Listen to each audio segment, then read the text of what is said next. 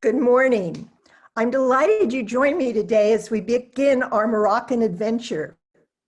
When I decided to do this, I thought I might get maybe 20 participants, but we have almost 90 people signed up from as far away as Lithuania, South Africa, Canada, and all over the United States. Those of you who know me really well know I love public speaking, but right now I'm terrified. I've had so much fun creating this presentation. It's been a learning experience, not just about Morocco, but about using PowerPoint, Presenter View, Zoom. I did learn that you can teach an old dog new tricks. Now, take a moment to mute yourselves, but feel free to send questions via Zoom chat, and I'll do my best to answer them at the end. The presentation will take about 40 minutes. Here we go. I'm not a historian, but I love history. I'm not an expert on Morocco, but I love the country. When Rabbi asked me to do a presentation, I didn't hesitate. In fact, I had already volunteered and was just waiting for someone to ask me. But this is my disclaimer. I will try to be as accurate as possible, but what you are going to learn is based on my travels and the little bit of research I did for this presentation. My husband Dan and I have traveled extensively to every continent except Antarctica. I get way too seasick to go there. When people ask me my favorite trip, Morocco is one of the first countries that comes to mind. I loved everything about it. So how did we end up going to Morocco? Well, I'll tell you. On a riverboat trip in France, during a walking tour in Avignon, we passed a synagogue. Soon there was a small group of people stopping and staring at the front door and whispering, "A synagogue." We had discovered our landsman. We now knew who else on the cruise was Jewish. When we asked the guide if we could go inside, she told us, "No time. We have to see the Palace of the Popes and a famous church." This is a true story. Right on that spot, right then and there, I decided that the next trip I took would be to a country where I could have enough time to see a lot of Jewish history. Two Jewish sisters from Morocco, now living in France, shared such exciting stories of their homeland that it piqued my interest. After researching dozens of tour groups, we chose a highly rated company called Experience It Tours. It concentrated on Jewish sites, but also included other highlights of Morocco. In addition, my husband Dan had lived in Morocco as a child when his father was in the Navy and had told us many stories of his time there, so we were even more excited to visit the country. The six of us, I think I need to adjust my screen a little bit so you can see all six of us.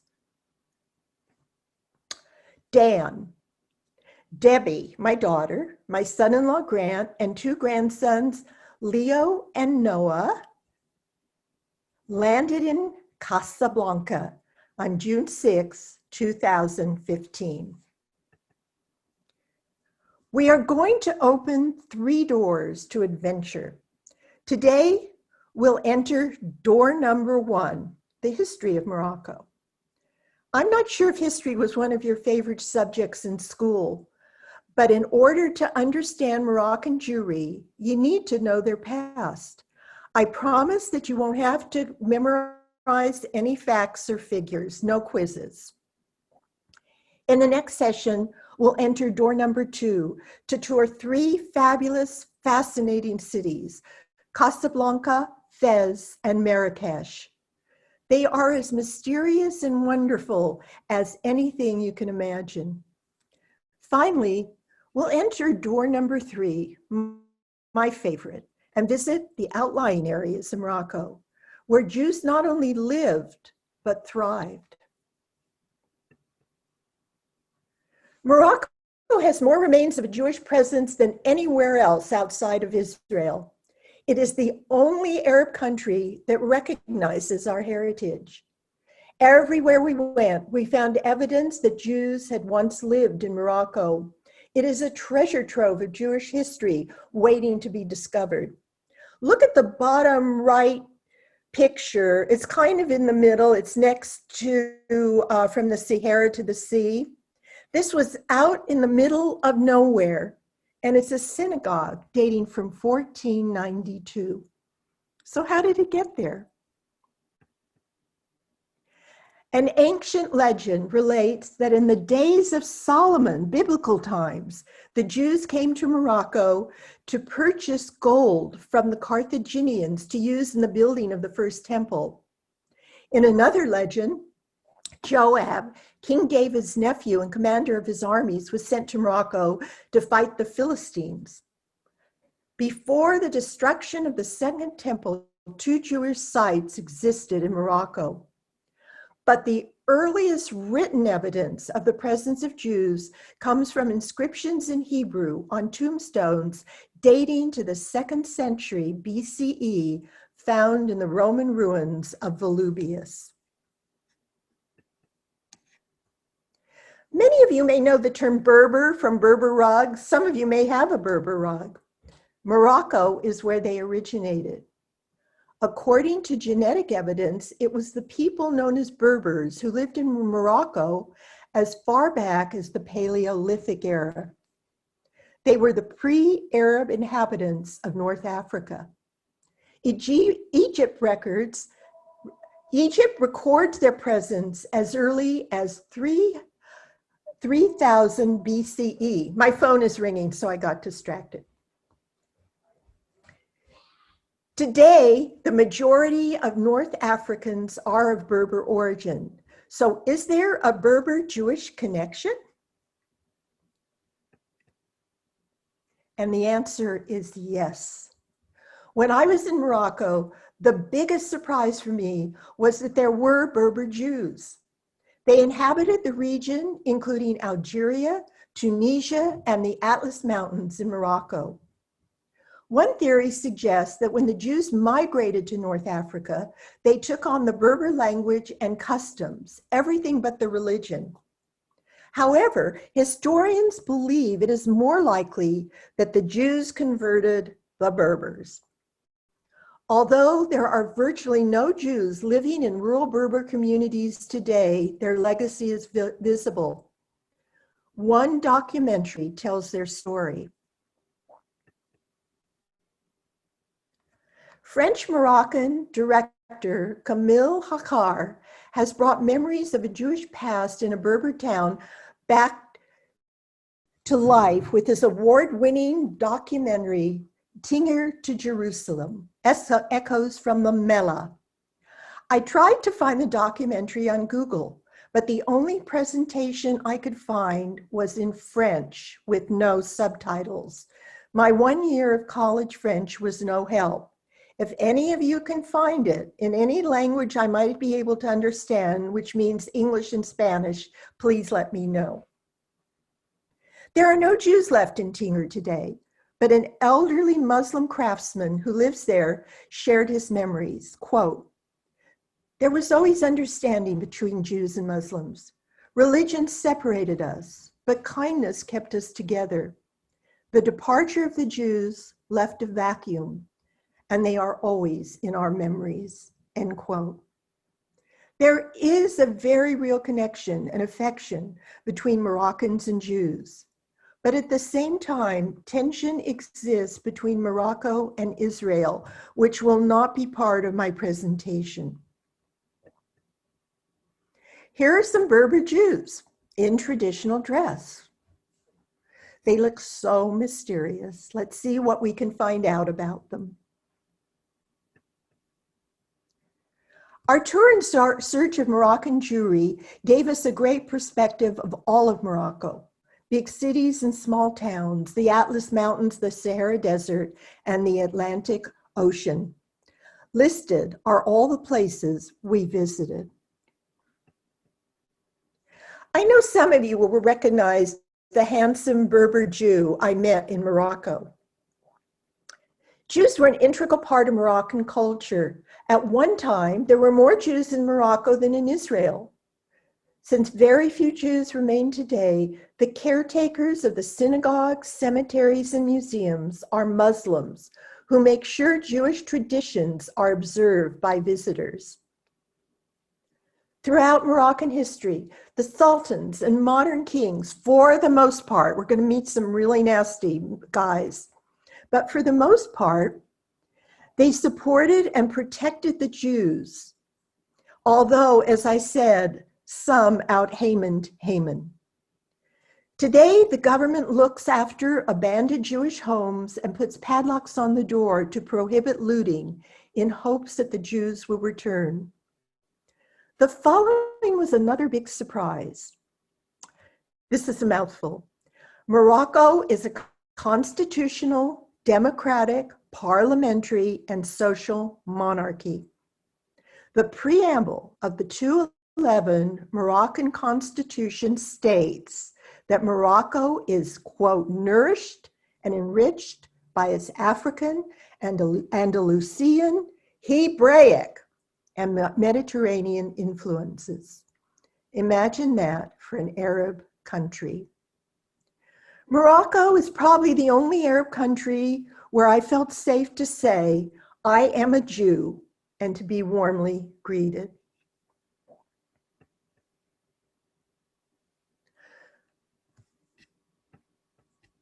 Oops. I want you to be able to see this.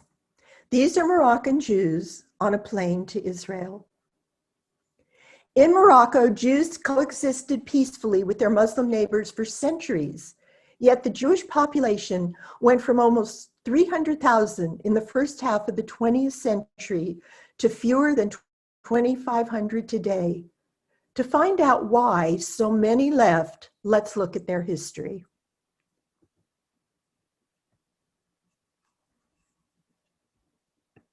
But first, before we begin, we need to cover 3 vocabulary words, and although I promise no tests on this, you will have a quiz. The first is Medina. The Medina is the historic walled city or town which was and still is the center of everyday life. People live and work in the Medina where their streets are like mazes, narrow and windy. It is very easy to get lost in them. We almost did. We would still be wandering the Medina of Marrakesh if we didn't have our wonderful guide, Yusuf, who was with us on the entire trip. Mellah, learn this word. A Mellah is a Jewish section in Morocco's cities and towns and can be part of the Medina. A Mellah was often surrounded by a wall with a fortified gateway. Usually the Jewish quarter was situated near the royal palace or the residence of the governor in order to protect its inhabitants from recurring riots. Since the Jews played a vital role in the local economy, no surprise there. It was actually considered a good place to live and didn't have the negative connotation of European ghettos. Rural Mellahs were separate villages inhabited solely by the Jews. Mellah is an Arabic word for salt. It's used to describe the Jewish section, although there are many theories, may come from the fact that Jews were salt merchants. One clue that it's a Jewish area is that the windows face out, as you can see in the bottom picture. I need to lower this so you can see. There. In contrast, Muslim homes are designed to maintain privacy, especially of the women. As a result, many homes are built around courtyards with windows facing inward. Kasbah. Many of you know the song by The Clash, Rock the Kasbah. So what is a Kasbah? It was a fortified part of a city or building. Regional governors often lived in a Kasbah. We visited a large, elaborate one where Winston Churchill once stayed as a guest, and this is a picture of the one we actually visited. And we visited a small one which you're going to see later, where people live today in an almost primitive fashion. Here's the quiz. You can just grade yourself. Which is which? Which is the Kasbah, Mellah, and Medina? The first picture on the left is the Medina, a shopping street, narrow, with many goods for sale. The second is the Kasbah, very fortified. And the final one is our Mellah, with a fortified gate and windows looking out on the street. I hope you all got an A+. This chart shows the various dynasties that have ruled Morocco. Some were good for the Jews. You can look at my little memes. Some were very, very bad for the Jews. And some were a little of both. The modern kings of Morocco have been very good for the Jews. As you'll learn, Muhammad V defended the Jews under the rule of the Vichy French in World War II. The current king, Muhammad VI, his son, advocates for the Jews and protects and works to restore their synagogues, cemeteries, and deserted buildings. This past winter, before COVID, he was present and spoke at the opening of only the second Jewish museum in the Arab world. The other one is also in Morocco, and we will visit it in our next session. We're going to briefly look at each dynasty's interactions with the Jews. The Arabs conquered the Berbers in the early 9th century. Their leader, Idris, a descendant of Muhammad, was first in a line of kings or sultans that have ruled Morocco, which is considered to be the oldest continuous monarchy in the world. Idris founded Fez, and he authorized the Jews to live there. The city flourished and was filled with Jewish scholars and merchants. It was the golden age of the Jewish community in Morocco. Its yeshivot attracted brilliant scholars and poets. However, in the 11th century, the golden age was marred by a pogrom. However, Jewish scholars consider it an isolated incident. In general, it was good to be a Jew under the Idrisids.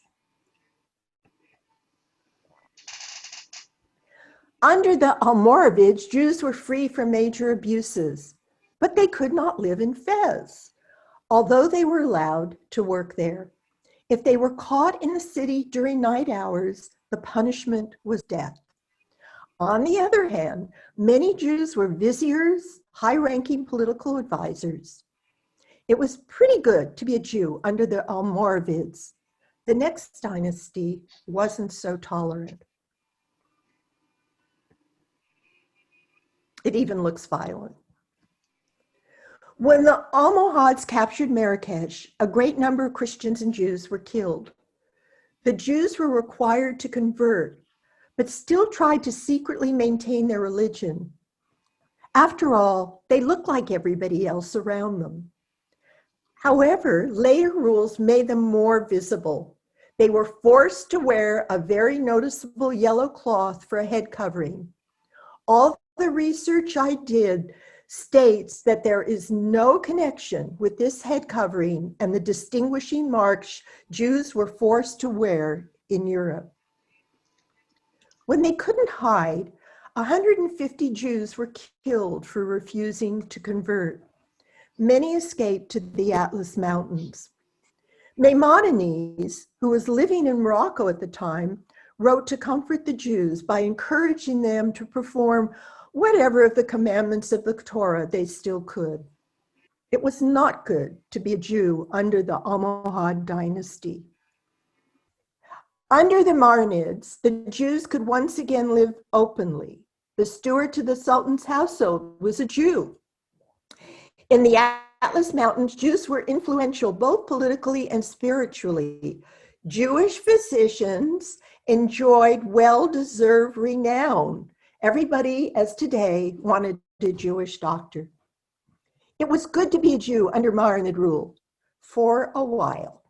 When a rumor circulated that the Jewish vizier in Fez struck a Muslim woman, the Mufti, the Islamic legal expert, was forced to issue a fatwa, legal opinion, to permit the killing of Jews in the name of Allah.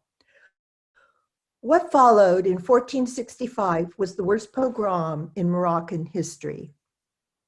The last Maronite sultan was overthrown, his Jewish vizier was put to death, and all of the Jewish community of Fez was slaughtered. Jews began to recover from the pogrom under the Wattasid dynasty, and Morocco became a safe haven for Jews fleeing the Spanish Inquisition. As a result, the Jewish population increased, which created some problems. The Sephardim brought the European culture of Spain, and their elite merchants quickly dominated Jewish life, a domination which lasted up until modern times. To this day, their descendants still use their Spanish dialects. One you probably know is Ladino, but I learned a new one called Hakatia, which is a variety of Spanish which borrows heavily from Judeo-Moroccan Arabic. Although the exiles were successful, many more refugees were left vulnerable due to overcrowding and poverty, either dying from hunger or in desperation returning to Spain. You can imagine what they encountered when they returned back to their homeland. More than 20,000 Jews died in and around Fez following a terrible fire and famine in the Mellah. It was not the best time to be a Jew. There is nothing new under the sun. It's the old story of Jews not getting along with other Jews. The original Moroccan Jews, called Toshavim, feared the arrival of the Sephardim, called Megorashim. Because of their commercial rivalry and technical superiority, they were right to be concerned. In the end, the Megorashim dominated. The Sephardic rabbis issued the Takanot of exiles, dealing with Jewish laws based on Spanish tradition. The two groups worshiped in separate synagogues and had their own cemeteries. Sound familiar? The Saudis appeared to be a fanatical religious zealots imposing heavy taxes on the Jews. But as they consolidated their power and felt more secure, they became more tolerant. The Saudi sultans employed Jews as physicians, there's your Jewish doctors again, diplomatic emissaries, and interpreters. Jews served as ministers of the treasury and as negotiators with European merchants. In the end, it was a good time to be a Jew. At the beginning of the 16th century, Portugal occupied some of the Moroccan coast. The Portuguese employed Jews as official interpreters, negotiators, and ambassadors to the Portuguese king. The King of Portugal granted rights to the Jews, which were considered extraordinary for the time. It was good to be a Jew in Morocco under Portuguese rule, but just wait. The leader of the next dynasty, Moulay Rashid, organized Morocco into a single state. However, he was a cruel man. Look at that punim. We can boo him like Haman. When he took control of Marrakesh, he publicly burned the governor and his Jewish counselor, tore down synagogues and expelled Jews from certain regions, and charged exorbitant taxes. Moulay then attacked the town of Chaouia, giving the Jews 3 days to live. I don't think he was very smart, because 1,300 extremely wealthy families moved to Fez. His brother Ismael was even worse and extorted unreasonable amounts of money from the Jews, who gave him a golden riding outfit each year and a hen and a dozen chickens fashioned in gold to keep him happy. In addition, once again, there was a conflict between two groups of Jews, those who came from Chaouia and the original Jews of Fez. What followed were times of relative peace and times of epidemics and different crises. Finally, in 1723, an extended drought transformed the Mellah in Fez into a ghost town. This definitely was not a good time to be a Jew. After a major earthquake, Muhammad III helped rebuild many of Morocco's damaged cities and earned the title Architect of Modern Morocco. I find this next bit fascinating. Muhammad III is notable because he was the leader of one of the first nations to recognize American independence. He revived the seaport of Essaouira, which I'll be discussing in the third lecture, and he invited Jews and the English to trade there. He also built the old Medina of Casablanca and renovated the Kasbah of Marrakesh.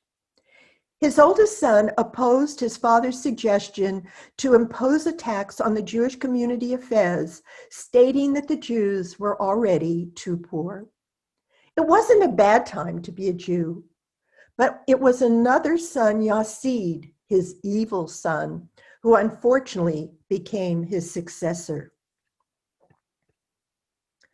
When Yazid ascended the throne, his first order of business was persecuting the Jews of the city of Tetuan because they had denied financial support to him when he tried to claim the throne. As a punishment, the richer Jews of Tetuan, this is awful, were tied to the tails of horses and dragged through the cities. Many were robbed or killed in even other ways. Jewish women were raped. Finally, Jews were ordered to pay 100,000 piastres, I have no idea what that's worth, and 3 shiploads of gunpowder, which they couldn't afford. Most of them were arrested and beaten daily until the payment was made. Many fled to Gibraltar or other places, and some died. Yazid also exiled the Jews from the Mellah and Fez for 2 years between 1790 and 1792. The whole community was forced to move to the other side of the city. Tombstones from a Jewish cemetery were used to build a mosque on the site of the main synagogue. And the cemetery itself was moved to the entrance of the Muslim quarter, along with the bones of saintly rabbis. After the death of Yazid, the mosque was torn down and the Jews were permitted to return to the Mellah. There was one positive. During Yazid's cruel reign, the notables and the Muslim masses rose to intervene on behalf of the Jews. They hid many of them in their houses and saved a great many others.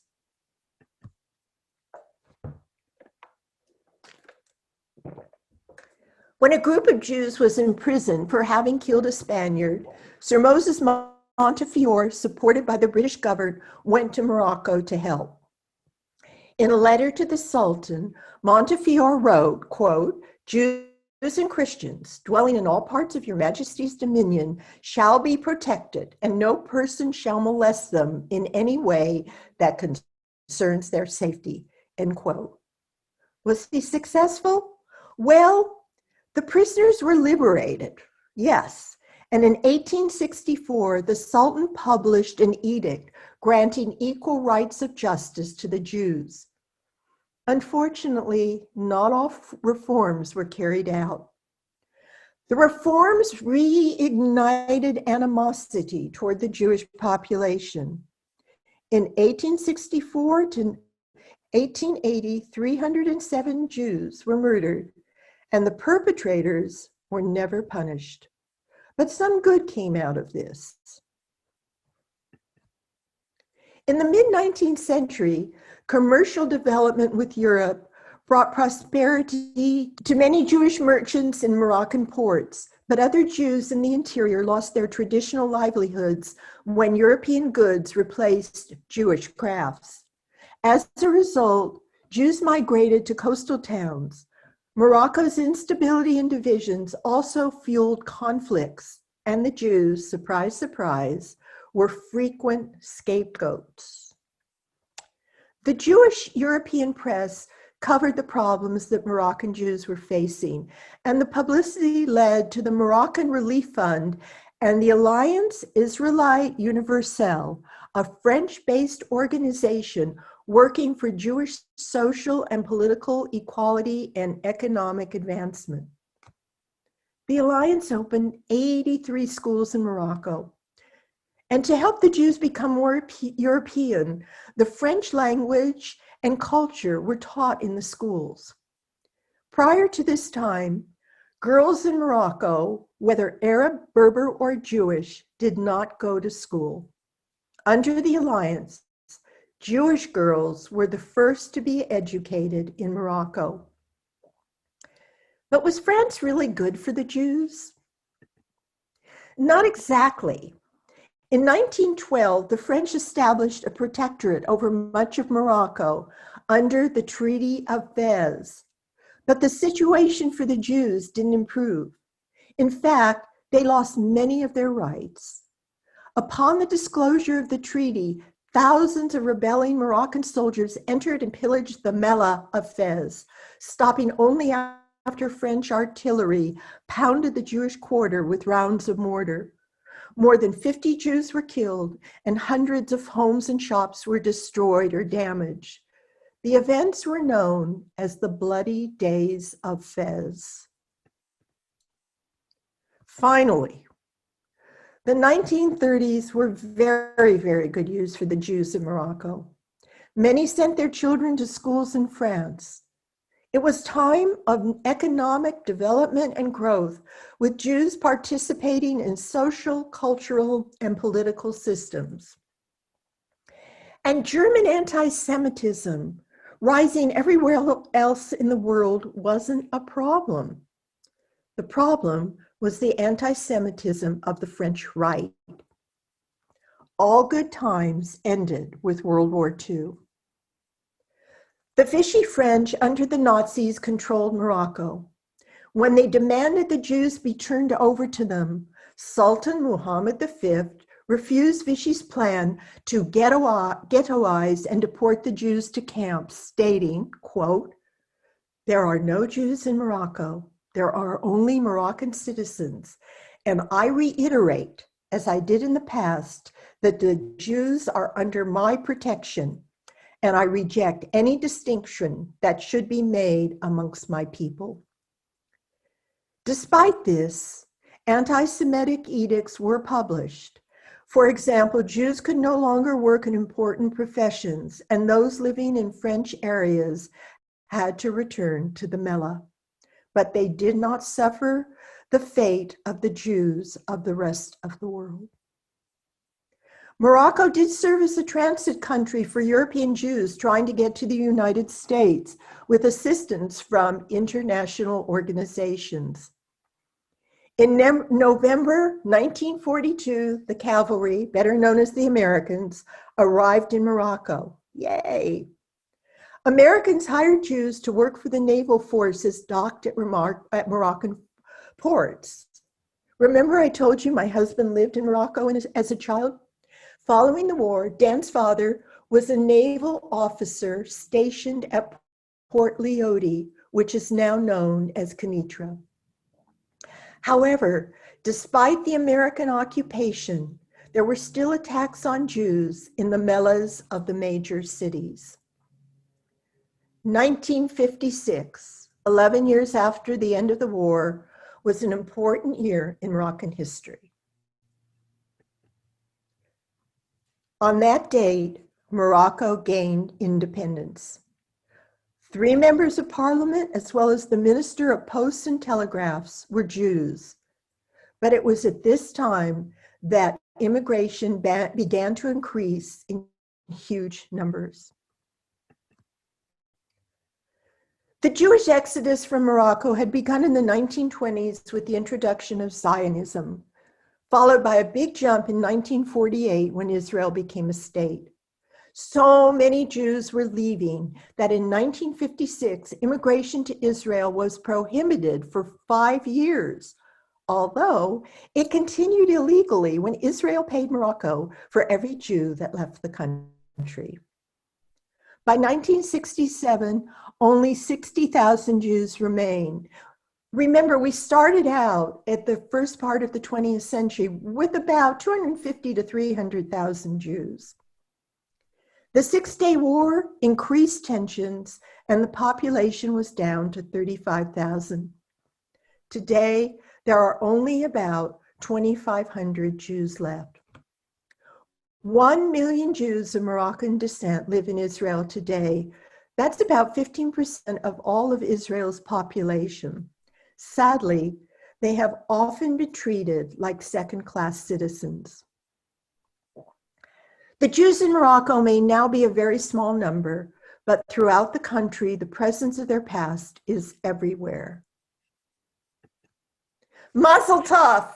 You made it through the history part, the driest part of our tour. You now have the background to appreciate what we're going to learn next. Your reward is that in the next session, you will get to really experience Morocco, the wonders of Casablanca, Fez, and Marrakesh, the Mellahs, the Medinas, the synagogues, the cemeteries, and so much more. Come along with me as our journey continues next Sunday.